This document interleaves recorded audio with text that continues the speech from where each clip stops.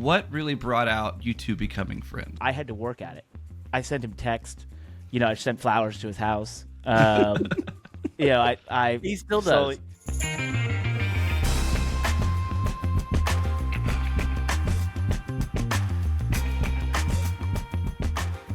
Welcome to a special episode of the Money Lap Podcast with me, Parker Kligerman, joined as always with Landon Cassill. And today's special because it is our 1-year anniversary of starting this podcast. So to celebrate, we have decided to engage with you, the listeners. This is a Q&A episode, and you will hear all sorts of amazing personal stories from questions you've asked, some racing stories, of course. Landon had a conversation with someone on a plane that he will bring here to the podcast. So all sorts of interesting things ahead here. We are recording this on Sunday, May 5th, just before the Miami Grand Prix and the Kansas Cup Series race start. So we won't really be commenting much on those. This is more an episode dedicated just sort of telling stories and having fun and making fun of each other, Landon. Is that planned? I think it's. I'm just sort of theorizing that that's going to happen, most likely. Okay. So there's a lot of questions here that I'm looking through. I'm actually starting to think that if we even spend a minute on each of these questions, we're going to be here for a while. So there is a ton. We got a massive response. We were very fortunate to get that level of response, and we're going to do our best to answer as many of them as possible. Also, we have a special guest on this episode that got here via referring 100 people to our newsletter at themoneylap.com. Dylan Goodin will be on this pod as well, so that's going to be fun. But before we jump into all that, Landon, I did want to talk about some things that were happening this weekend that caught my eye. First and foremost, the F1 sprint races, still terrible. Terrible idea, terrible to watch, not enjoyable, and it just feels like it cheapens the entirety of the Grand Prix weekend. And to emphasize that point, I was sitting there on Saturday, turning it on, and my girlfriend Shannon, and she's packing to go to Paris for 6 months, turns to me and goes, "Oh, is this the F1 race?" And I said, "No, it's a sprint race on the Saturday." She goes, "Well, why did they do that?" And I was like, "Well, there's more racing." She goes, "So when's the real race?" I said, "That's on Sunday." She said, "Okay, so this isn't the real race." And on that moment, I knew that sprint races just have no place in F1. I did write a piece for that we put on Twitter articles and at themoneylap.com where I offered how to fix them, which I basically said we don't need to get rid of this extra TV time and such, that because that part is awesome. But what we need to do is actually lean into what makes F1 great, and that is when those cars are going ridiculously fast in qualifying trim. Find a way to make extra time trial sessions that pay points that maybe are completely different than what the cars normally race on Sundays and how they sort of set up for the actual Grand Prix, but offer an entirely different set of regulations for these other time trial sessions. So like teams like Haas and maybe Williams can focus on those and not so much the Grand Prix and vice versa. I think it would add a lot of fun. So if you want to know more about that, you can read it. Sounds a lot like your suggestion of Daytona 500 qualifying with no restrictor plates. It is very similar. Yeah. I feel like the racing series and motorsport series as a whole globally are not leaning into the fact that just because you get to a weekend with a car, that throughout that weekend it has to be the same. We spend money in so many different ways. Why does it have to be the same? I don't know if anybody has really looked at racing in that way that I can think of. That's a very unique way of looking at racing. And you know what? Maybe another way to articulate your thought process there, for me, at least the way I interpret it, is safety and raceability and all that stuff is important. Tire fall off, drafting, restrictor plates, whatever. But people do like to see race cars go crazy fast. So maybe just give them a little bit of that. Yes, exactly. So to that point, next week we race Darlington this coming week as you're listening to this. And then the week after, we have an off weekend. It's Indy 500 Fast Friday and qualifying weekend. Guess what I'm thinking about doing on an off weekend on my own dime? Going out there to just see some of the fastest race cars in the world go really damn fast. Because I think it's the greatest and best motorsport show in the world is Indy 500 qualifying. Yeah. Because to that point, it's like we don't see that anymore. We don't get that just visceral, high-speed, intense, heroic. I actually said to some friends the other day, I said the Indy 500 qualifying is the last heroic lap in motorsports. It really is. is. Yeah. So we want to be, feel like drivers are heroes. Give us that chance at least one time in a weekend. I think F1 has that chance with these filling the gap, getting rid of these sprint races where racing is just not what F1 does well, and leaning into just creating some of the fastest laps anyone's ever seen at those tracks would be amazing. Speaking of F1, Fernando Alonso had a really fascinating quote after the sprint races in which Lewis Hamilton obviously caused an altercation there he felt like he had into turn one, and he commented that he would not be penalized because he's not from Spain. Fernando basically insinuating that being from Spain could equal pain from the FIA. Okay. That's my joke. All right. How did my joke do? That's good. Yeah. I was inspired by, I've been listening to this podcast from last year when the writer's strike happened from all the late night hosts. They did a podcast together, Jimmy Kimmel, Fallon, John Oliver, who else was on it? Seth Meyers and Stephen Colbert. And it's so funny. So it made me feel like we need to add more jokes in our pod sometimes. I'll work on the writing. All right. And then just before we recorded this or started recording this today, I did watch something unique and interesting, which was the F1 Academy's race number 2 for Miami, which was live on YouTube, and they had 25,000 people watching live on YouTube. Jeez. Which doesn't, I know that number doesn't sound crazy high, but on YouTube that's massively high. The most watched live thing every week, I believe, is the Pat McAfee show, which is normally like 50 to 60,000 concurrents. But that's got to mean hundreds of thousands in uniques to have that many concurrent viewers, if not a million, into the millions. So that was pretty cool. And I thought the broadcast and the commentary was great, and the action was good. And I just thought I watched that and thought there's a lot of motorsports that need to be paying attention to whatever's happening there, because that's pretty innovative to get that many people to watch. Yeah. There's a lot of racing. People watch racing. They do. They watch racing if they have the opportunity to see it, right? And just a shout out to Chloe Chambers, who got on the podium in race 1. She's an American. And then also Leah Block, who's an American racing in F1 Academy. So we do like to support our Americans that are doing well on an international stage. And to that point, just one other American out there that's kicking ass on the international stage, Joe Roberts, currently leading the Moto 2 standings, which is like the Xfinity series for MotoGP. So pretty cool. See him doing well. Yeah, I feel like go America. Go USA. Go USA. It's Olympic year, so get your patriotism, get your sports-driven patriotism up, ladies and gentlemen. Let's get some energy up. Let's go. Let's do it. What do we have coming up here? So before we get there, I mentioned that I'm going to go out to Indy 500 qualifying, which leads to the single greatest day in motorsports. On Memorial Day weekend, Landon, that is the Monaco Grand Prix, the Indy 500, and the Coca-Cola 600 all on the same day during Memorial Day weekend. And to celebrate this, as many of you have heard, and many of our listeners and those that wrote us all the questions we're about to go through, we are celebrating the greatest day in motorsports with Pristine Auction. So if you want to have a chance to win some great memorabilia that surrounds the greatest day in motorsports, like a signed helmet from Jeff Gordon, a signed picture of Monaco from Charles Leclerc, a signed magazine by Johnny Rutherford, you have that chance. Oh, and a signed ticket from Dale Earnhardt. You have that chance at prstn.co. prstn.co. Go there or /MoneyLap and sign up for our giveaway with Pristine Auction.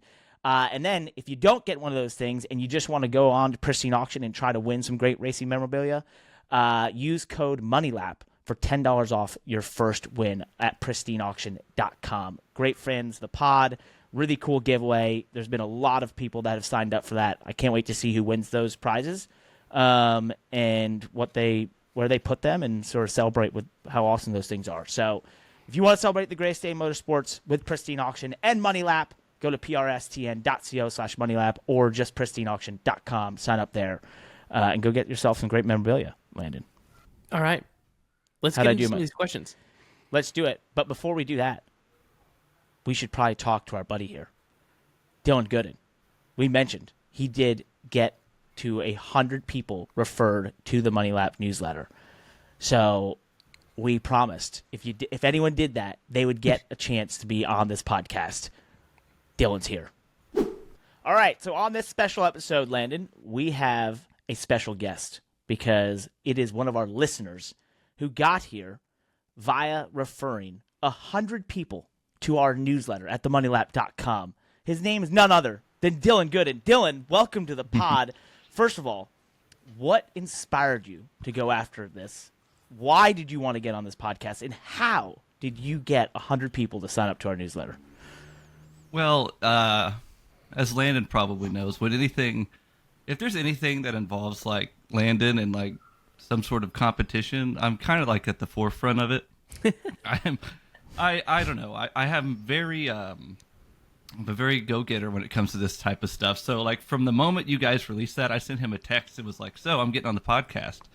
Just letting you know. And he's like, well, good luck. And honestly, it was really just the determination from me and my wife bugging literally everybody that we knew.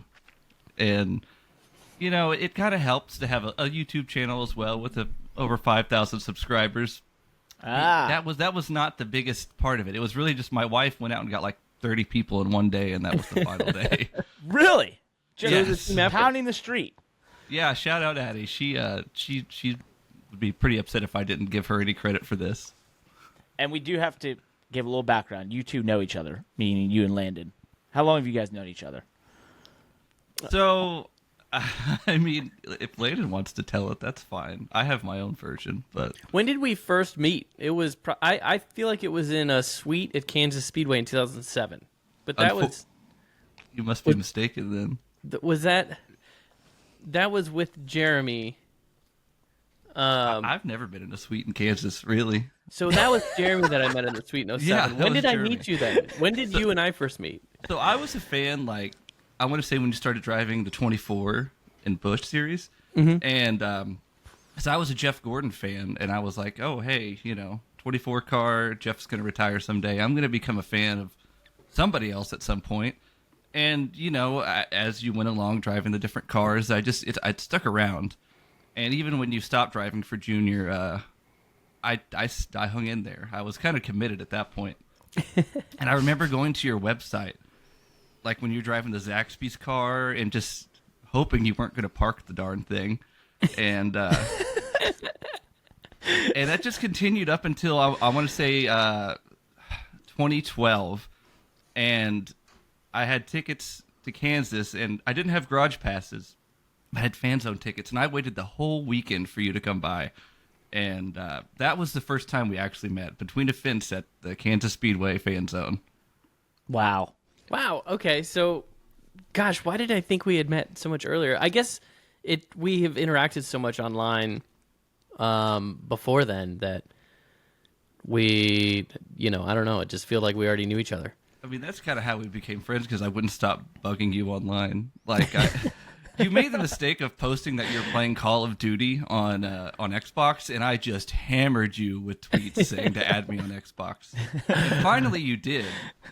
And as any good fan does, by the way. Well, we've eventually gone you break through. The natural progression of just our lives being aligned as well. So, having kids pretty much, and families, and I've been to his wedding. We've kind of gotten along well, so it's good. He's also a veteran of the Firecracker 400, Parker. Yes, you know that, of course. I do know that. You guys crossed the fan to friend barrier. That's a tough. Pretty much. That's a tough barrier sometimes. Pretty much. You think about it. It was. It's weird to say in front of him, but it was a lot of work. It was. Like, I will never forget. He finally accepted me on Xbox, and he was in a party chat with somebody else playing Call of Duty, and I'm like, I'm gonna join. I'm just gonna join the party chat, because he had no idea really who I was aside from Twitter. And I joined, and they kicked me out, and I jumped right back in, and he let me stay, and that's pretty much it. I mean, honestly, from then on, I was, for some reason, part of the group. So, miss Call of Dylan, Duty. I got a question for you because you are on our podcast as a guest, and so I'm liable to interview you here. First of all, what got you into racing? What was your first love in racing? Where are you from? How long you been a fan of racing? Kind of give us your background here as someone who's on a motorsport podcast as to what made you a fan and when. So my dad was a big NASCAR fan, but he likes everything like NASCAR and dirt racing. So I had a good mix of all of that growing up. He was a Dale Earnhardt fan, and you would have thought I would be too. But my mother said, "Why don't you?" 'Cause my mom and dad had she said that they were arguing one day, and NASCAR was on, and she told me root for the rainbow car, and that's how that stuck. So while my dad rooted for Dale Earnhardt, I rooted for Jeff Gordon all throughout my childhood. And, oh God, interfamily rivalry. I know. So that was fun. And so it stuck, and I fell in love with it pretty instantly. I remember going to the dirt tracks every weekend with my dad. I didn't get to go to my first NASCAR race till 2003, I think, though. But just my whole life, it's been that. And it's grown stronger and stronger as I've become an adult. And I don't know. I like to act like I don't care about it as much as I did when I was like 12, but I think I do. Wow, we appreciate what you do you liking love it. about racing? Like, Yeah. you know, it's, I guess, let me just back this question up for a second and be like, Parker and I, as race car drivers, are so used to people asking us what we love about racing, but it's because we race. And so it's like, the interest is like, we love it. Why do you love it? You love the speed and winning and competition and driving cars fast. But for a lifelong fan of racing, what do you love about racing? So, I mean, that's a very hard question. Just because, like, as a child, I just knew I loved it at the time. The best way I think I could describe it right now is like when we have, whether it be Cup, Truck, or Xfinity, whenever there's an intense battle coming down to, like, you know, the last few laps, I can feel my heart rate, whether I have a dog in the fight or not, going up. It's literally, I would say the competition. You know, when you've got 2 or 3 guys just going at it for a win, whether that be at a mile and a half, short track, or whatever, it's just invigorating. Like, not knowing what's going to happen, just 2 guys going at it, seeing who can lift first into a corner, or not. But it gets to me. It's just so awesome. I love it. I don't really have a better explanation for that than you. Like, it's not, oh, cars going fast. It's just, I don't know, seeing just 2 heavyweights going at it with 10 laps to go just brings something out of me that I didn't know I had in me.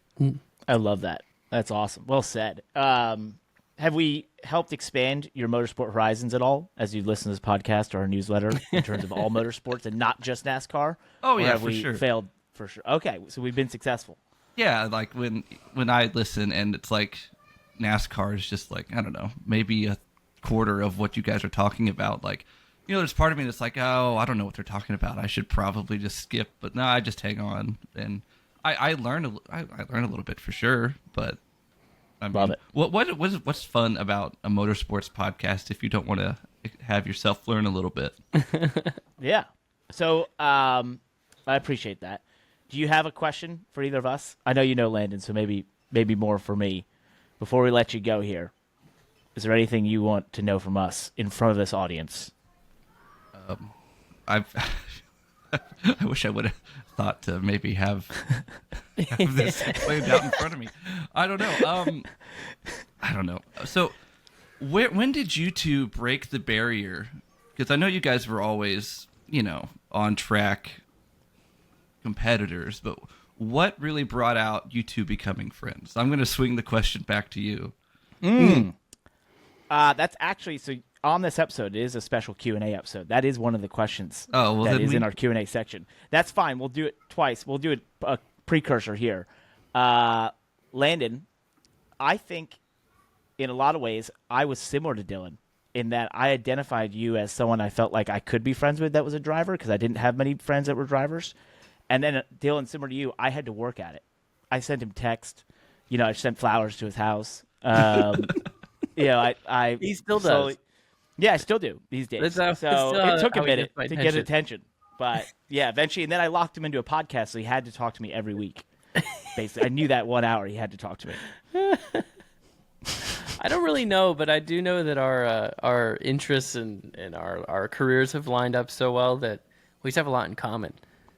And I think, one thing that's probably underappreciated in it all is Parker is from the Northeast and has lived up in the Northeast and around New York, and I've spent a lot of time there in the last decade of my life, and made a lot of connections there. So we've had a lot in common there as well. So, and as you can tell from anybody listening to this show and listening to Parker and I talk, I mean, it makes sense as to why we have a podcast. We think alike when it comes to racing, and we push each other and push our limits to the thought of racing business. And so I think we just have a lot in common, and makes it fun and easy to go through your racing journey with someone who is, has that much in common with you. For sure. Dylan, congratulations. You've done it. You made it on the podcast. Thank your wife as well. I do have to say, though, we've been joking about this for a while. What would happen if someone got to 1,000 referrals? We've even joked getting a free car from Cassill Motors. So just to put on your radar, get to 1,000 people subscribe to the Money Lap newsletter, and it might be a car. I'm not guaranteeing a car. It's not like Oprah, you get a car, you get a car. It's sort of like we're thinking about it. We don't know yet. No one's been closer than you, so you would be breaking new ground there if it's something you want to go. You did it, man. You done oil it. You made changes it for life from Cassill Motors because of this tattoo I've got. So that's straight from I think it was your dad. That's what Danny told me. We shouldn't bury the lead, but Dylan actually got my Cassill tattoo on his arm after I got top 5 at Talladega. No way. There it is. Look at that. How did we wait this long to get there? I know. That's incredible. Well, so we buried the lead, but he made a promise that he would get the tattoo if I got a top 5 at Talladega, and I did it, and he did it. So that was pretty impressive. What's next for you, Dylan? You've accomplished this. You need to get to 1,000. That's you next. have your outside of that, but what's your next big social media accomplishment? You've got your channel, you've got all kinds of stuff going on. What's next for you? Or are you going to settle down and just focus on the family? I mean, that's coming soon, I guess. Not actually. maybe next year. Honestly, that and just trying to get this YouTube channel bigger. Goodin24 on YouTube if you haven't subscribed already. Check them out. Bam. Please. Love it. But yeah. Have you softened up in your old age, by the way? I mean, you used to be a real awfully feisty on Twitter. I mean, I haven't really seen much D. Goodin controversy lately. It's been a little bit since I've gotten in trouble, I think. What's the fun in that? It's not fun, getting a text. Please stop talking like this online to these people, please. No turbo junker, that's for sure. No, I'm a little bit easier than that. I don't know. Okay, Parker. I used to not like Parker. I'm going to be honest with you. I was Hell yeah. When you drove for the 30, I was not a fan. I have softened up in my old age. I'm a big Parker fan. Every time you do something in a race now, like Landon will text your crew chief, I text Landon, and like that's no joke. I will text. I like this move. Oh, I thought you were going to get a penalty at Coda, stuff like that. So I'm actually a big Parker fan. I've kind of had to switch my allegiances to you a little bit since Landon hasn't had a ride in a little bit, but appreciate it. Honestly, I think so. I've learned, I also used to be Tyler Reddick's public enemy #1. He blocked me on Twitter, and I was not a fan. And I had hot passes, and I was walking with him on pit road, and I'm like, hey, can you please unblock me on Twitter? Like, I am so sorry. And he did it right in front of me. And since then, I've been a big Tyler Reddick fan. So I would like to think I've become. You break all sorts of barriers. I would like to think I'm a little bit better. If you followed me on Twitter, you would probably disagree. Most of my problems lie within the the broadcasting of the races, not the races themselves. But I don't know. We're getting there. We're getting there. He's softening up in his old age. You've crossed the fan to doesn't wanna friend admit barrier. You've crossed the hater to a fan barrier. You've crossed the blocked to the unblocked barrier. Dylan Goodin, congratulations, man. You're breaking all sorts of barriers out there. But I got to kick you off of this podcast because we've gone way over time for you. So we appreciate it. Thanks for all the subs. Awesome getting to chat with you. Thank you for finally being a fan. I kind of remember some of your tweets. I'm just kidding. I'm not happy about that then. I have regret. Thank you, guys. See you, buddy. That was awesome. Dylan's great. Good friendship you guys have. Let's dive into the questions. We promised it. Landon, starting from Twitter, JamieJam_8. What has been the best part of doing this podcast? You start. That's a really good question because I feel like I kind of answered it on this pod in a recent episode. And it came from a conversation I had with somebody, which was that I just love talking about racing and love talking about race cars. And I love sort of unpacking thoughts and ideas and theories with you because we share so many, we share this desire to solve the mystery of race cars, whatever mystery that is. And I genuinely don't think I care if anybody even listened to this show. Just the ability to sit down and talk about it for an hour is enough for me. Because race cars are cool. Race car driving is cool. And those are two different things, right? But we kind of go after all of it. And so the business of the sport, the driving techniques, the cars themselves, just sort of peeling back the layers of it all is the best part for me. That is a lot of fun. I think I agree with all that, but the other thing that surprised me is when we make clips and seeing what people react to, if that makes sense. Because being so involved in motorsports for as long as you and I have, especially in the competitor capacity, we don't really get to see sort of what resonates. What do the fan base want to see, know more about, hear more about? And with this, and when we've created clips and what we do in the newsletter, I think the coolest thing to me is being able to see like, oh, that really resonated. Oh, that didn't. Oh, okay, why didn't it not? Right? Yeah. And I start to see what people really care about. So that's been really fascinating. I'll take this next one. Maybe we could just alternate. Yep. So Oreo King from YouTube, Oreo King 0205 on YouTube said, what was the best race you've ever driven in, Parker? Best race I've ever driven in. I'm assuming like maybe thinking about the atmosphere or sort of like the uniqueness of a race. I would say Montreal 2010 was pretty cool. That was a great event. That was such a cool event just to be a part of. I also would put Chicago last year up there with that in terms of just this idea. It felt so different than everything we've done in NASCAR and every thing I'd participated in that I felt like it was such a different vibe and a feeling and that sort of thing that it really sticks out in my mind. For me, I think that what kind of drove the answer to your question is similar to me, is like what made it feel big. The event's big, really any Daytona 500. And I'm trying to think of any one specifically, but we've had some good ones where, I think the one that, what was it, 2020, where President Trump was there.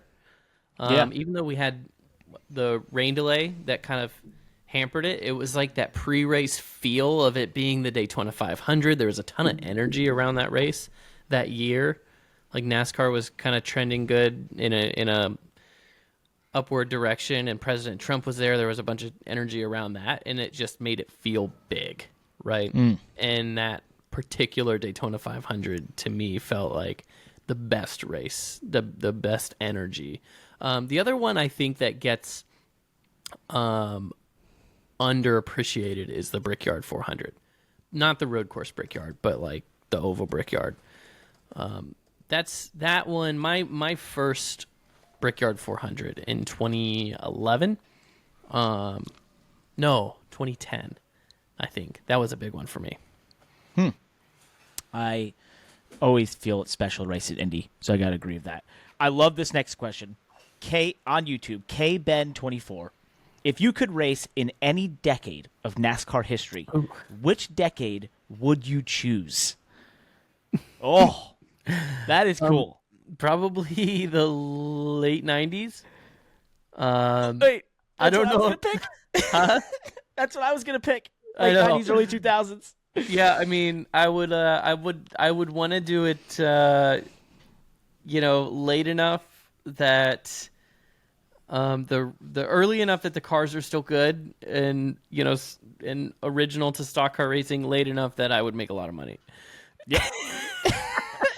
Same thought. You can say the 80s. I could definitely say the 80s. I mean, come on. Who wouldn't want to drive those cars? But, I mean, I don't know if I want to go through what those guys had to go through to make a living back then. So, yeah, give me the 90s. I still had some 900 horsepower, still slid around, still had to wear the tires out. But, we fly a helicopter in and out of the racetrack. As Rick Mass said in a famous article, I thought this article was amazing. He pulled up somewhere in his plane, and he turned to one of the journalists and he said, "You know how this sport has too much? Has too much money in it? When Rick Mast has an airplane." I want to be in that era.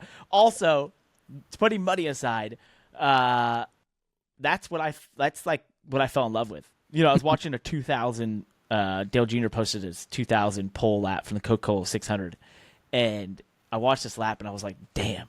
Like this is nostalgia to me. Like I felt 10 years old again, right then and there. I think just the energy around that time period was really good. Yeah, very cool. The late 90s, early 2000s, the crowds were packed. I mean, I actually just watched this the other day, and maybe we should do a react of this. But watched Dale Jr. winning the 2001 Pepsi 400. Alan Bestwick's famous call using lessons learned from his father. It makes me want to choke up just thinking about it. I watched that back, the last closing laps of it, and part of his call in the closing laps of the race was saying that they were in front of a crowd of 180,000 people. Ugh.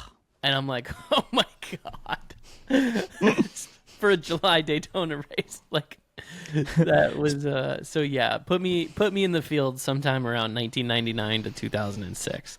Yeah, same here. Sign me up. Next question here from YouTube, Blizzard 0812. What do you think about signing diecasts?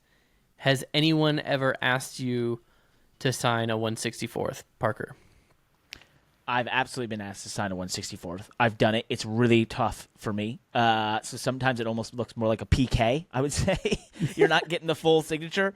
At times, if it's like a dull marker, but I've tried, and I do my best to sign those. And I do love signing diecasts. Whenever, especially I had a couple rare times where I've had a full diecast. We've got one obviously coming out with Big Machine Racing and Spike Light Coolers that you can order right now.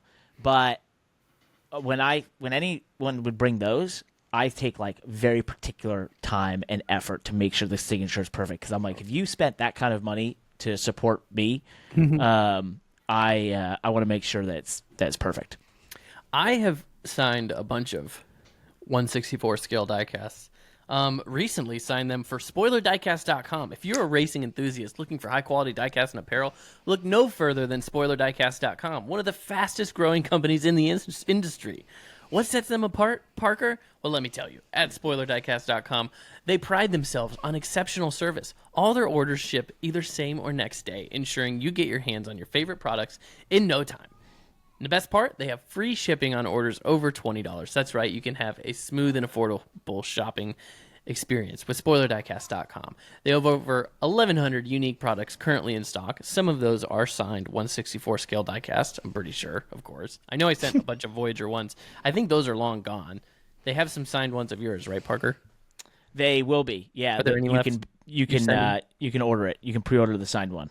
So they're at the end of the day, they have all kinds of products. They're not just online at SpoilerDiecast.com, but they have a physical location for Wayne, Indiana. So check them out. They're NASCAR focused, but they have a wide range of diecast and apparel options. F1, IndyCar, dirt, sprint cars. So if you're in Indiana in the month of May, they're passionate racing fans. Go give them a shout. Go say hello. Or check them out online at SpoilerDiecast.com. Love spoiler diecast. And as you mentioned, I didn't want to.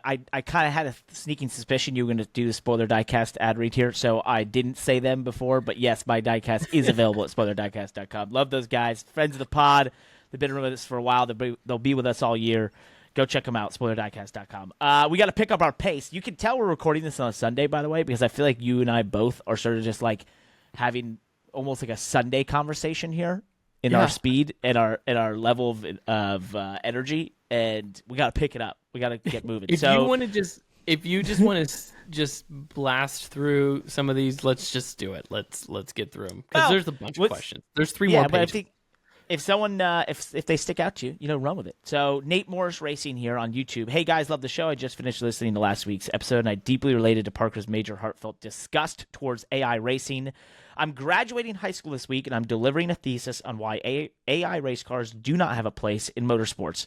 I agree. I was wondering what your thoughts are on how race fans, specifically NASCAR fans, would react to drivers being replaced by AI. Not well. They probably stop watching because all motorsports will tell you that the drivers are the stars. They are the show. Yes, we all love fast race cars, but it's drivers that make them go fast and make the difference inside there. Yeah, I think it's personalities that make sports interesting. So, yeah, that's ultimately it. I do think that AI racing will be some kind of novelty, that sideshow that is interesting. I did find myself watching the highlight reels on Instagram of whatever that atrocity was. Yes. It was interesting to see, but the A2RL. Yeah, I watched that too, and it was terrible. They were running all over the place and stopping in the track. It just looked so awful.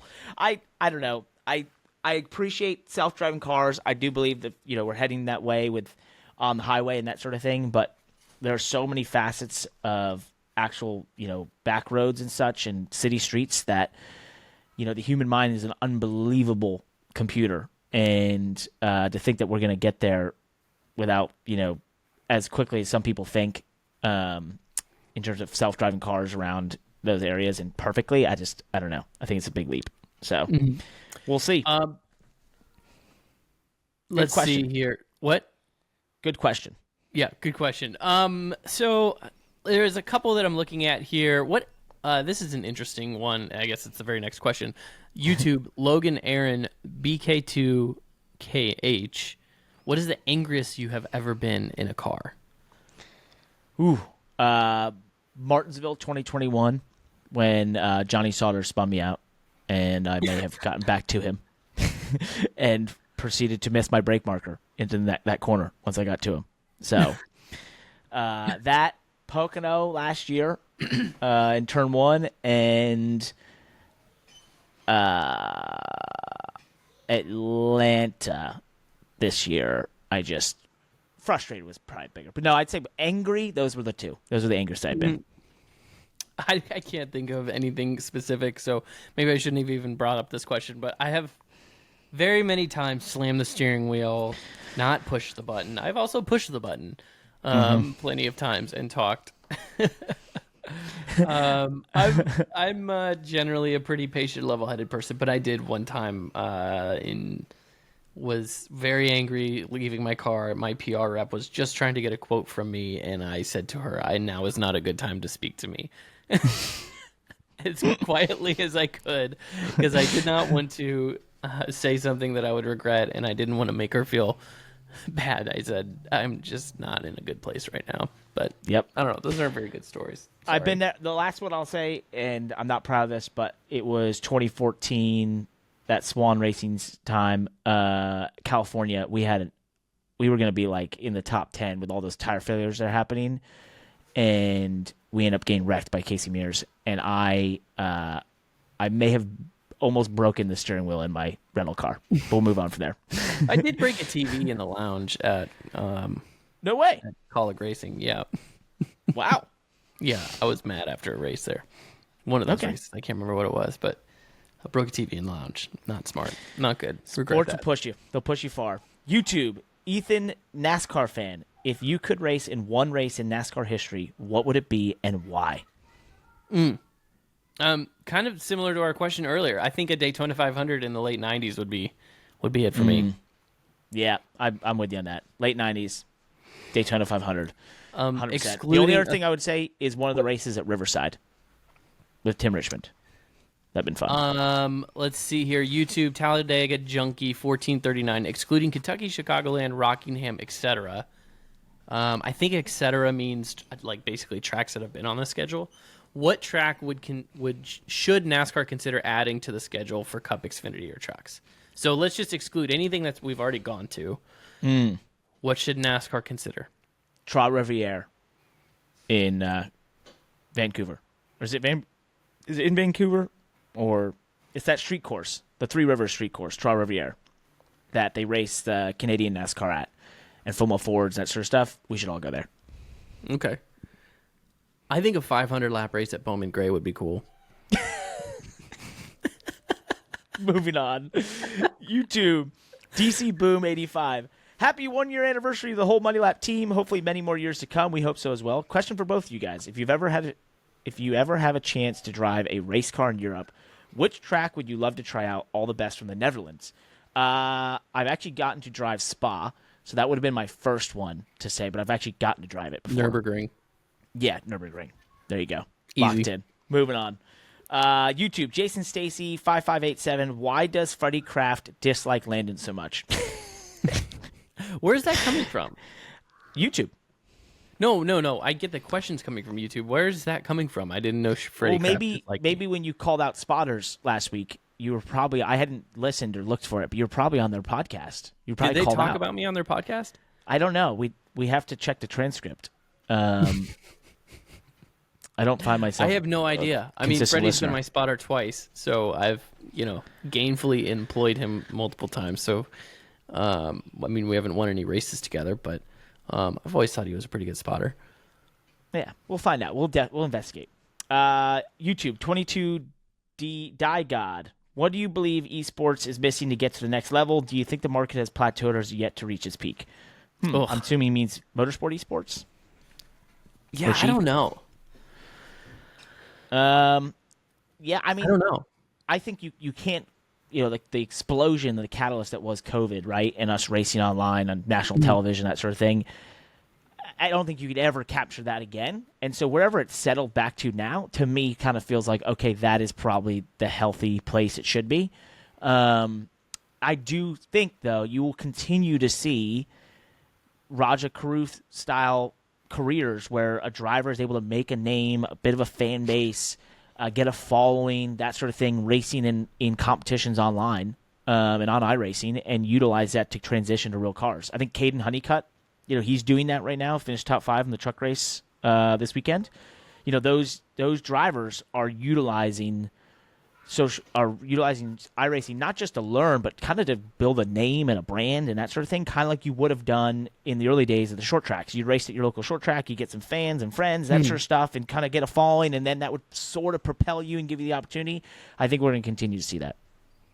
That's a good point. So that might be, it might just be a gradually then suddenly type thing, where we just, we'll get to the point where the entire next generation of drivers are also well known on iRacing, right? I believe so. It's like every driver in the Truck Series field is known on iRacing, and they have a reputation, they have personalities, they have followings, they have a Twitch, right? Like whatever it is that they're doing on while they're iRacing, will just kind of carry over through real world racing.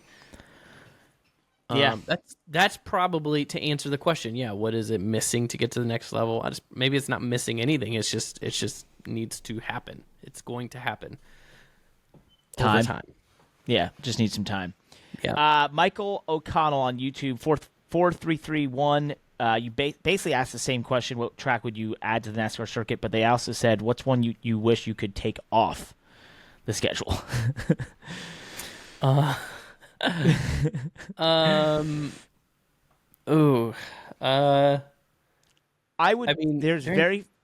answer this real quick. There's very few places I think warrant going twice. Other than the super speedways, I don't see any reason most places have two dates. Probably Texas. Texas needs a massive overhaul, and I feel like the only thing Texas Motor Speedway has going for it right now is the market that it's in. Yep. Otherwise, it would probably have lost its state. That's a good point. YouTube, Driver3019, what do you think NASCAR could do to better cater to the college demographic? I know personally with my friends, there's lots of potential fans there. All it took was getting them to the track with a case of beer, and now they're committed fans watching every week. Love this question. Yeah. I think it's kind of what's been going on. It's exposing, driver personalities. It's the same thing that's always been about. I don't think the college demographic is any different than, say, any other general sports fans in terms of trying to show the personalities of the drivers, show how fun the races are. Those videos of Talladega's infield, which are absolutely insane. I think is great for the college demographic. If you want to get young college males interested to go to NASCAR races, show them the Talladega infield. It's talking about the stuff we did last week, 2 weeks ago, about Zins and drivers using nicotine, that sort of stuff. I just think it's, it's being open, it's showing the personality, all that stuff we have to do anyway. I think all of that opens up the college demographic. I think that NASCAR could continue to follow a little bit of a trend to capture that young male-dominated audience by, in a similar way that golf has, like that sort of bro culture. Talladega definitely helps. Not every race weekend can be a blockbuster party like Talladega, but having parties and fun time probably is attractive for college age people. And then I don't know, I think young drivers that are good looking and making lots of money that could help. is an attractor for young fans that have those ambitions. Aspirational, someone you can be like, I want to be that guy, right? Yeah. I think golfers do that so well. Like if you're a young 20-something male and you see a pro golfer that's making millions of dollars, traveling all over the world, doing these cool things, and you're just like, well, I want to be that. I want to be that guy. So I always think that's a pretty easy formula. To your point, that's I think NASCAR has that potential to do it. It's just basically using the right platforms and things to get that message out about all that stuff exists. I see one here that stands out to me that I like. YouTube from Alex B 1760 says, what crash have you had that hurt the most, either mentally or physically? And I can answer one for both of those. Yeah, I know your answer. Go ahead. What's my answer? Indy 2018. Yeah. I watched it. Yeah, that one hurt pretty bad. There was a wreck in Talladega 2012 that I was in that hurt pretty bad too. And I was actually flying home with Dale Jr. after that race, and that was the race that sort of put him out for a couple weeks, or the wreck that put him out for a couple weeks with a concussion. And yeah, the two of us headed home from Talladega were a little beat up on the plane. That one hurt bad. Mentally, though, that was an interesting question. And I want to answer that because I have a core memory of a wreck that got inside my head. And that was in Pocono 2012. I wrecked on lap 1 after qualifying 15th. And it just was a normal wreck. But what was significant about it was I had also wrecked on like lap 9 the week before at Dover. And I went 2 weeks. So I went 2 weeks in a row, didn't make 10 laps and finished last in both races. And mentally that was very difficult. Like I had these feelings after Pocono where it was like, I don't know if I'll ever finish a race again. Like I didn't go that deep down a dark hole, but it was like, oh my gosh, I don't even know what it's like to get to a pit stop. I mean, don't mind you, the 2 weeks prior to that, I'd run entire races, but it really, when you have 2 race-ending wrecks in a row like that early in the race, you can switch quickly. So yeah. That's fascinating. You actually brought one up for me. So physically, the one that hurt me the most would have been 2018 Talladega truck race. Got hit up into the wall, running the outside lane, and then I lost all the steering, and it took a hard left. And as I was going towards the inside wall, like head on, someone, I think it was Bo Lamaster, someone nailed me from the left, and then I still hit the inside wall head on, and I thought I had bled speed. I had not, and I felt like I was going out through the through the windshield. I actually hit the pedals came so far back in the truck and like smashed up. I actually hit my left knee on one of the pedals. I couldn't run for 6 months. I actually bought a road bike that time because I couldn't run, and my knee was so messed up. That one hurt physically, and I could barely walk after. So I actually did pit reporting the next day, basically limping around, unable to walk. I stood in the same place the entire time. The mentally would have been similar to you. 2010 Xfinity in a Penske car, one of my few chances I got in like it was a combo deal with Brad Keselowski's brother. I'm drawing a blank on Brian Keselowski. And we had a full actual Penske car though, and we qualified in the top 5. We tested for 2 days there when the COT Xfinity car had come out. We were like really fast. And on lap 4, running 4th, I think, I lost it and turned 3 and 4, backed it in the wall. Yeah, God, that one hurt. That one hurt. Killed me. Probably led my whole career down a different way. So I see this. JP Stoffler, Parker, where's your favorite spot to watch at Lime Rock? Up on the hill. Love that. Thanks for the question. What do these other ones stick out to you? YouTube. What Big Monty's Place from YouTube said, what are your thoughts on a Hall of Fame ballot? Who deserves to be on the list that isn't? I personally believe that Morgan Shepherd needs to be on, at least be nominated during his lifetime for his longevity, contributions to the sport. Would love to see him inducted and still be able to go around to the ceremony. Morgan would be a very interesting one to get nominated. That would be a good one. I'd have to prepare for this one. I got to see who's not even in there. Yeah, I know. I think Morgan's one. I'm not so up to date. Huh? I'm not so up to date. I pay attention when the ceremonies happen, and then I sort of like who. So then let's switch it real quick.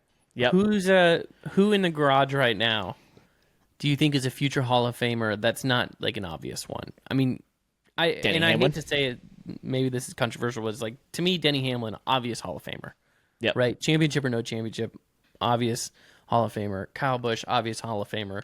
But like, dig deep and let me know who you think in the garage right now will be a Hall of Famer. Driver, crew chief, owner, general manager. I don't know how deep we go in the Hall of Fame, but ooh, that's a tough one. Yeah, because Denny, Kyle Busch, they're easy. That's a simple, right? Who's out there that would go in? That's obvious or not obvious. Like, you think Rodney Childers? He could be Hall one. of Fame crew chief? Yeah, I think Paul Wolf. Paul Wolf, maybe? Yeah, he could be a Hall of Fame crew chief for sure. Chris Gabehart. If he finally breaks through and gets Denny's that championship, I mean, his amount of race wins is going to be up there. So, we'll see. Let's move on. Twitter. Chad McDaniel. I made a space ghost car for a computer NASCAR game years ago. What is a virtual/real sponsor that you would love to have on the hood? That's a fun one. I don't know if I can answer that, but I feel like every time that we have some kind of throwback sponsor, anytime somebody throws back to one of the non-playable character cars from NR2K3, I'm just tickles my fancy. Makes me chuckle. It's just a good old nostalgic feeling to see T-Player in the red, white, and blue 96. I'd like Apple to sponsor me so I could get a lot of free tech, and I think one of the biggest companies in the world. Be no better sponsor. They'd be around. I want Red Bull to sponsor me. Yeah, there you go. Perfect. What's this one? Adam Lemris from Twitter. Would you ever want to race at Mount Panorama, Bathurst? Yes, definitely 1,000%. Sure, why not? It would scare the crap out of me, but why not? We just sort of answered this one from Janice Phillips on Twitter, basically saying, what sponsor would you like to have now that would be a good fit for your personality and type of activations you'd like? I always thought it'd be the coolest thing to be sponsored by an alcohol. Guess what? I'm sponsored by Big Machine Vodka Spike Light Coors. It's a lot of fun. Keep sending them over. Definitely take use of the product. Keep them coming. Ross Hollingsworth from Twitter wants to know, when will we see Landon back behind the wheel? Yes. Yeah, hopefully soon. I don't know. We'll see. Speaking of sponsors, if any one of those dream sponsors would sponsor me, then I'll go racing. Bam. Other Perfect. than that, Hey, question for you. Your return race. Where do you want it to be? what? What race? Your return race, if you could pick it, that you come back. Like you're like, this is the day in the race that I want to be in. Daytona in February. Bam. I like it. Yeah, whether it's All right. Xfinity or Cup, Daytona in February. That's it. Make it Fresh start manifest it to here. the season for everybody. Like I feel like Yep. that's a good place to sort of, you hate to like slide in midway through the season. Everybody else is in their rhythm. You've been out of the car for some time, so yeah, Daytona in February. I like that. It's a good goal. Heard it here first. He's aiming for Daytona. Ann L. from Twitter, do you think teams that are financially better off like Hendrick and Gibbs will always dominate NASCAR? How can smaller teams break through? Oh, we kind of discussed this last week, the parity deal that's could have gone away, at least in the wins category. I don't think you can do much more than NASCAR is doing. The only next step, in my opinion, to continuing to level the playing field from larger teams to smaller teams will eventually be a budget cap, similar to Formula One. Other than that, I don't know what much more you could do because you're always going to have areas you race in. Right now, it's the idea that pit crews are super damn important because if you're faster on pit road, then you can make up spots when the cars are so damn close as they are right now. So I think and the pit crews aren't really regulated like the race cars are. Exactly. I mean, there's more of a human element, I guess. The equipment they use on pit road is regulated, but not really. So the jacks aren't. Yeah. I like this one from Raven Larson, number 5. When did you first realize you wanted racing to be your career, and how hard was the journey to where you are? An aspiring driver here would love to hear about this. Ooh, that's a good one. You can start. Oh, it was for Parker. Well, I was going to give it for both of us, but okay, I'll start.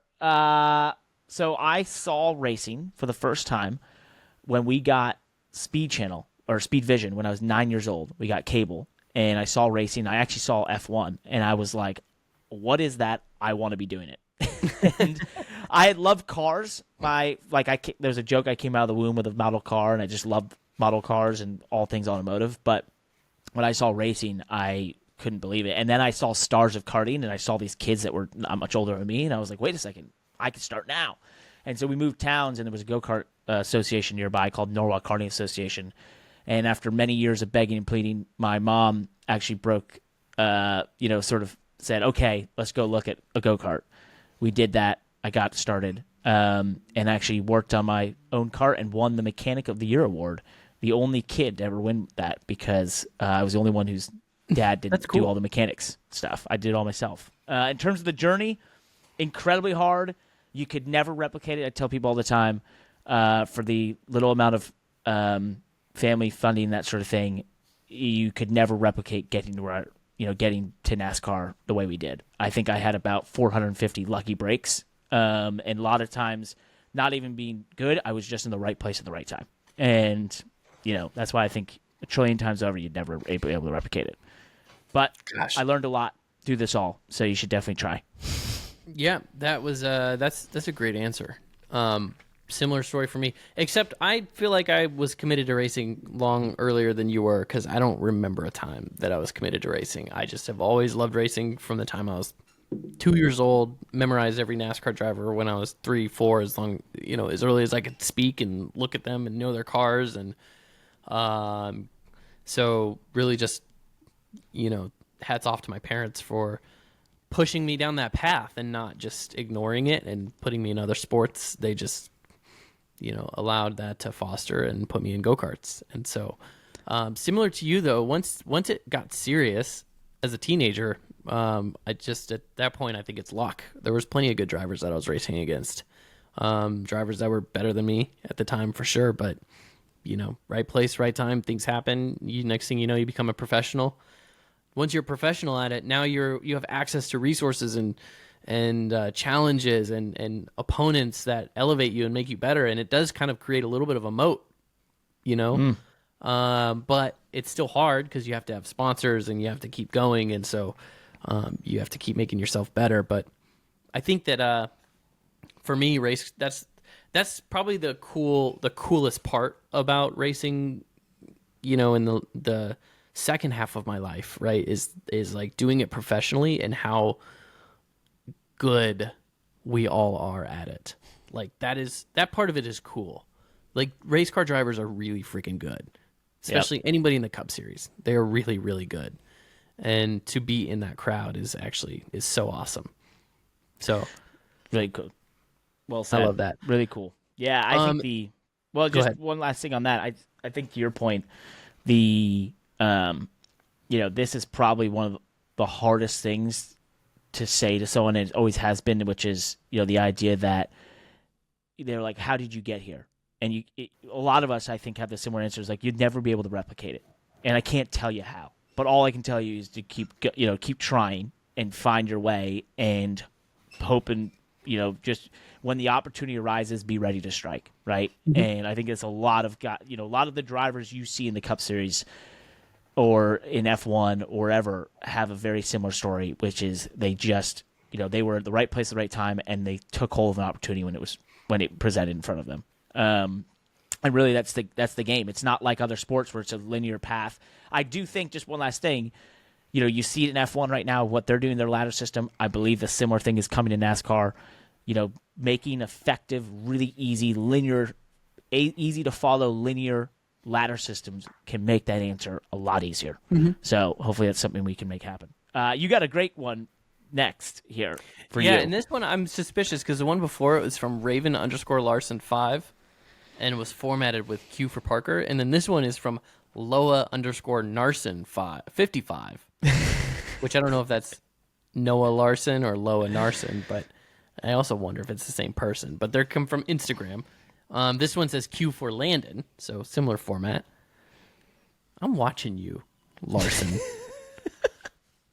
As someone with several memorable social media moments and bits, Show Car Hall of Fame, the Versatility Wars, 38 Nights, periscoping post Winston Teeth, going to Loves to find Landon. Are you willing to drive Xfinity and Cups, Xfinity trucks?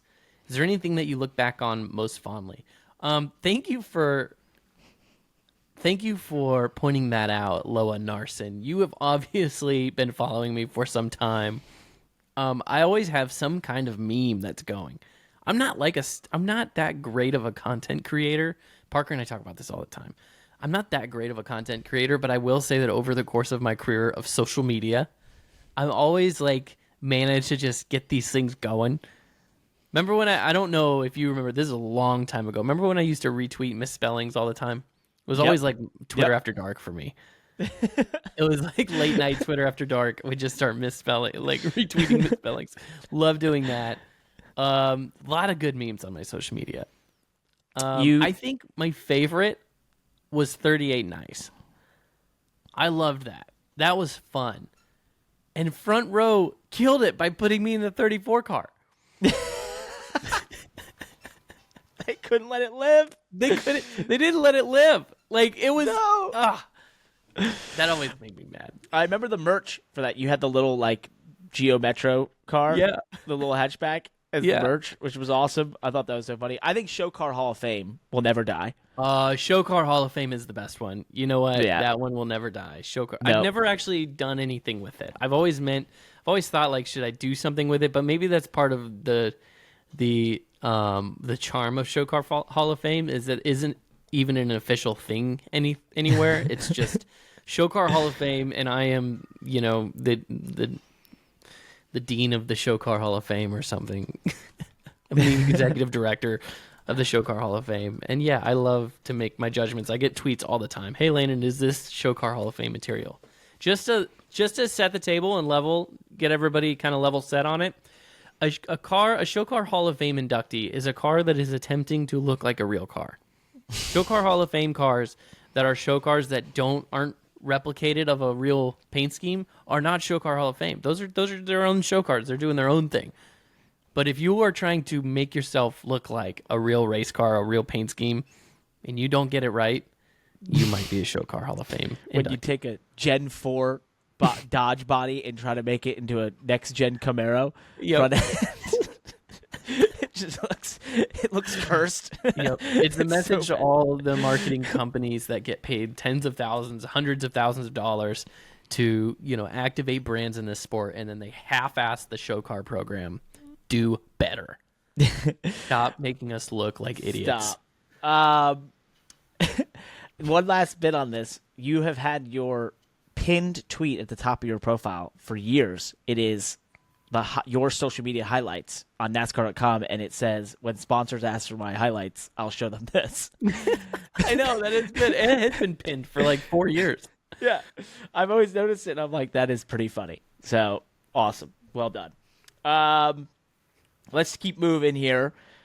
Instagram, live the life of Nathan. How do you get your hair to look so good, Parker? Of all the ones that we're skipping, by the way, just so everybody knows, just before Parker reads this, just so everybody knows, we've been skipping questions because we're running out of time here. We're running out of time. We're probably not going to have time to get Kyle on. Okay? But Yeah. you know what? Let's look at this one that we stopped at here. Parker, go ahead and read the question. How did you get your hair to look so good, Parker? Oh, yeah. We got time for that one, don't we, Parker? Yeah. We got time for that good one. gel. Thanks. Appreciate it. Love that one. Real rad man memes. How did you guys first meet each other, and what made you guys start this up? So we talked about that with Dylan. If you listen to the interview with Dylan Goodin there, a little bit. But yeah, I think we first met just obviously racing around each other, and then, and I told this story a little bit, but I did look back and I found like old text we had of some of our first texts, which I thought was funny. And it was saved our definitely old texts. Yeah, well, because I was curious. I was like, I don't even remember. And I think some of it was around, obviously I was doing NASCAR America stuff, so we'd reach out to you around then. And yeah, you were coming up to the city occasionally, I saw. And so I think we tried to like link up once or twice in the city, New York City, when I was up here. I want to say working for NBC was a big icebreaker for us. We really started vibing then. That's when we realized we could talk about race cars pretty seamlessly together. I think that was sort of like the start to all this stuff. And then the pandemic, we did the E-Racer stuff and the Firecracker 400. And then this, last year I called you and was like, we need a podcast. And it took months, and we did it. I've got a great question for you here that I just saw. I just skipped over like 4 of them to get to this, but how dare you? Instagram Clausy Bear Music wants to know, Parker, what is it like to be stranded upside down for a long period of time? Does blood shoot to your head, and do you still feel pain in your head days after the crash? No, none of that, actually. So they're referencing 2014 Daytona 500 practice where I flipped down the front stretch at Daytona. Softest flip ever, by the way, I would assume. I mean, it barely felt that. But when I was laying upside down there, one thing weird thing sensation is you want to like go under your belts. Don't do that. You'll fall on your head. So then you're just sitting there. But the scary part was all this fluid was coming in, oil and everything down, and it was pooling up at the top of the windscreen.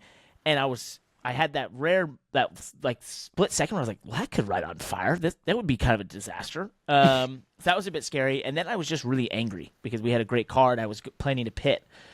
Like I was trying to get out of the pack when that happened. I was planning to come down pit road the next lap. I'd come on the radio. This is classic. I'd come on the radio into turn 3 and 4. We wrecked on the front stretch. Into 3 and 4, and I said, this car's awesome. Let's pack it up. And there I was, flipped upside down. So I was sitting on pit road when you slid across. No way. Yep. Oh, wow. I actually landed on Ryan Truex's windshield, and then I didn't remember this, but he had come up and ran up to the net after he got out of his car. He was like, hey, man, you okay? I was like, yeah, thanks. Oh, my God.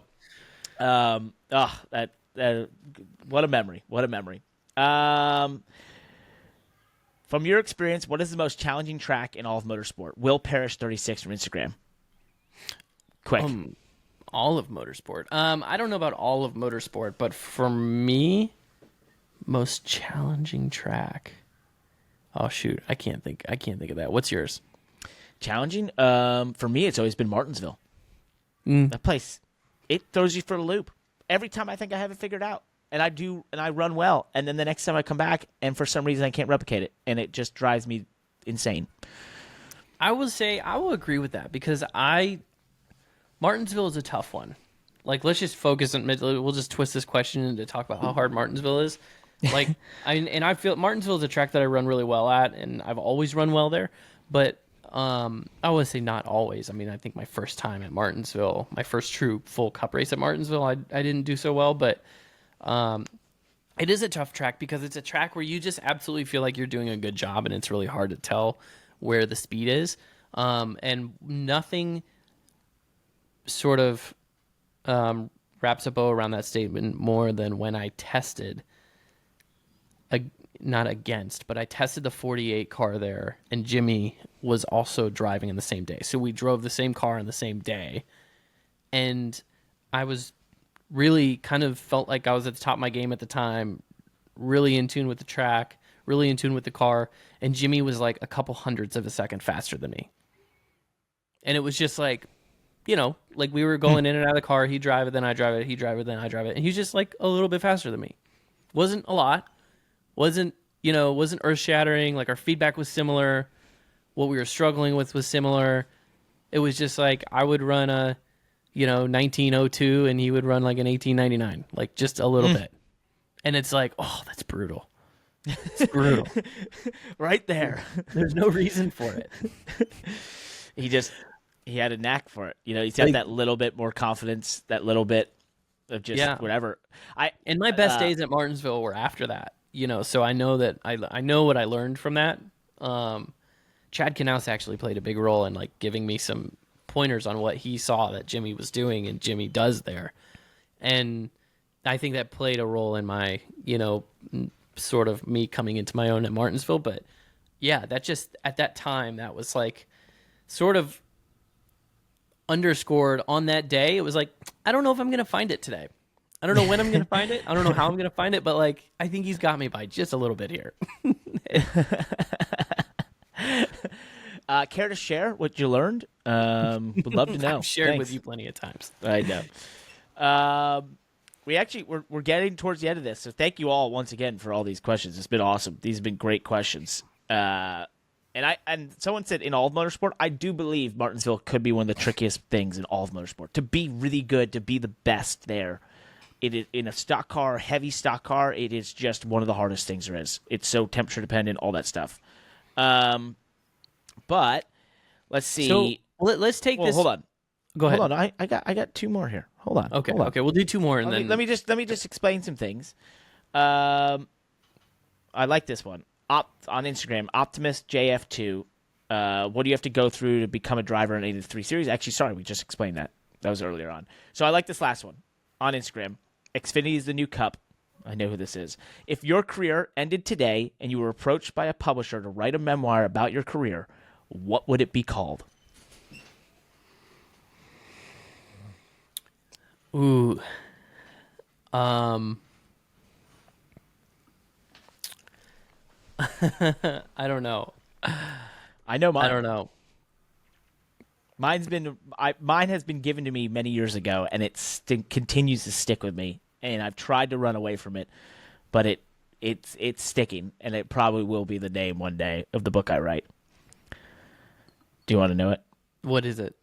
So I can't take full credit for it because it comes from the producer that identified me at NBC and actually was the reason I ended up getting a call from NBC to come do TV. And he came up with this, and I just think it's genius, and that is frustratingly fast enough. And I've thought forever, I'm like, if I ever write a book, it will be frustratingly fast enough. And it's just a great description of just about everything I've ever done. Hoping to run away from it and to be fast enough or fastest. It's somehow, whenever I have like a race where I'm really close to winning or like we do really well, whatever, he just texts me frustratingly fast enough. That's great. So, I don't know if I have any answer to that, but if I do, what about 38 Nice? 38 Nice. Yeah, that would be a good one. So we were talking about the Martinsville one. This is why I wanted to transition to that one. I had an interesting conversation with somebody on a plane. That was, I was just flying the other day, struck up a conversation with the person next to me, ended up talking about racing. And they asked me a question that you and I get asked probably plenty of times, and I'm sure you've gotten asked this question, but I answered it in kind of a new way. And the question was, and so I wanted to get your thoughts on how I answered this question. The question was, as typical, as a NASCAR driver, could you drive an F1 car? Right? Like, how would you do in an F1 car? And so, and I don't know about you, but my typical answer for that is like, I would do okay, but I know how to drive the cars, but I really don't. It's not part of my discipline. My muscle memory is not there. It would actually take a lifetime to be able to be competitive in an F1 car, right? I'd like to think I'd be good, but not great right away, right? But the way that I answered the question this time is we were sort of unpacking it and talking about it. I thought, and I said, like, I know racing really well. And even though I've never raced F1 or driven an F1 car, honestly, iRacing helps a lot, right? In understanding and knowing what those cars need. I know what race cars need, right? And I know what race car drivers need to do, generally speaking. So my theory to answer that question was, I think I could be Max Verstappen's driver coach. I'm not saying I could compete with him.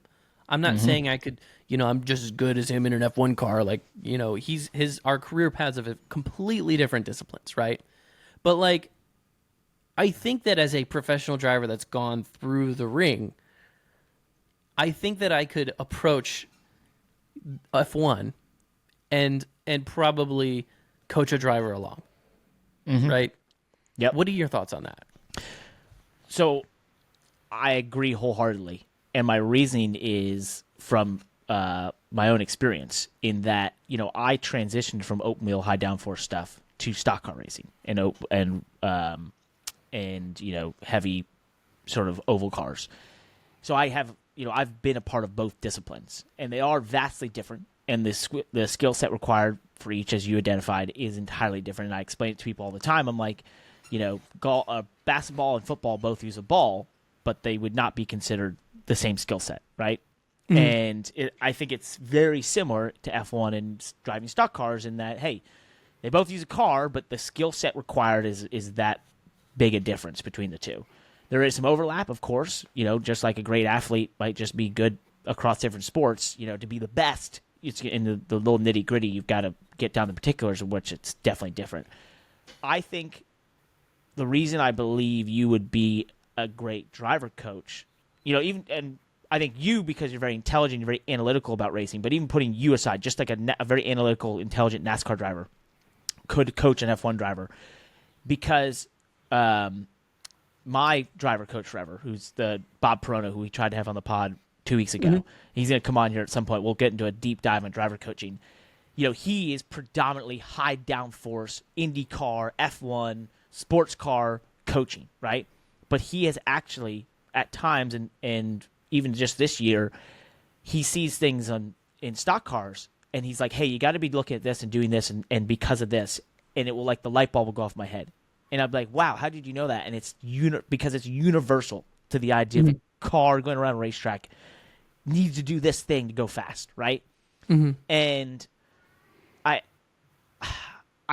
therefore, I believe for sure you would be able to go to F1, see what makes speed out of just the general ideas of the principles of what makes a car go faster on a track, and then get into the particulars and be able to decipher those particulars and how they're affecting the general principle of a car going around a racetrack, right? And then be able to go to Max and say, hey, this is what you're doing. This is what it needs to be doing. Here's how we got to get there, right? So that was great. Thank you for like articulating that, because I think that it's, at the end of the day, that's the cool part of that question and the answer to that question. Such a simple question, right, that we get asked all the time, right? Could you race F1? It's like, well, I know the process, right?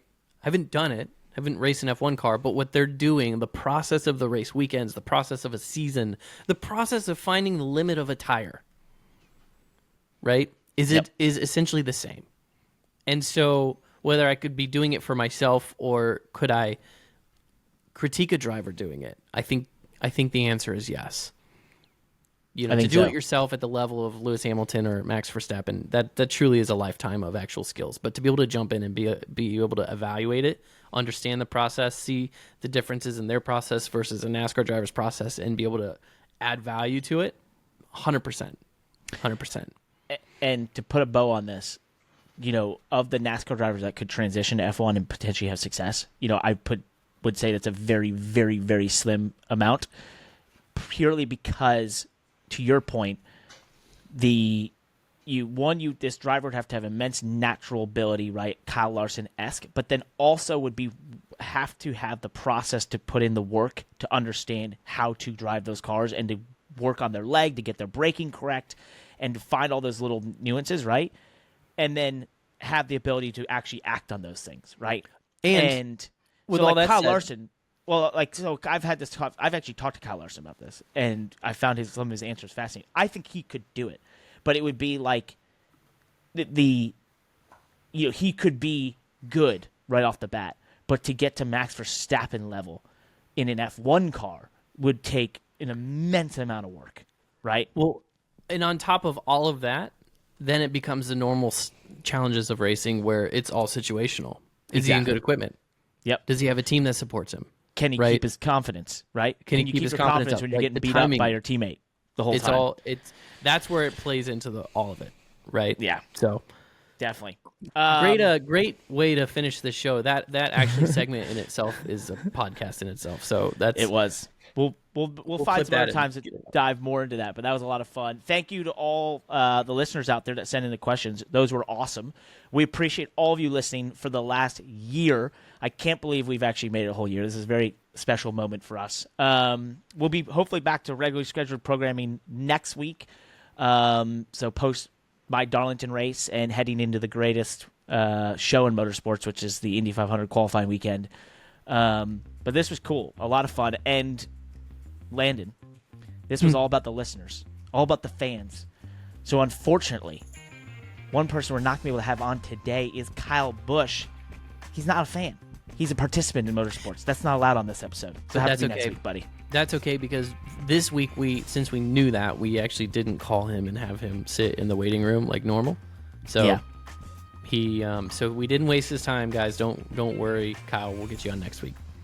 Yeah, I thought he was going to send in a question, but all it said is, when will I get on? Not this week, bud. So we'll see you later. Peace. Thank you all for listening.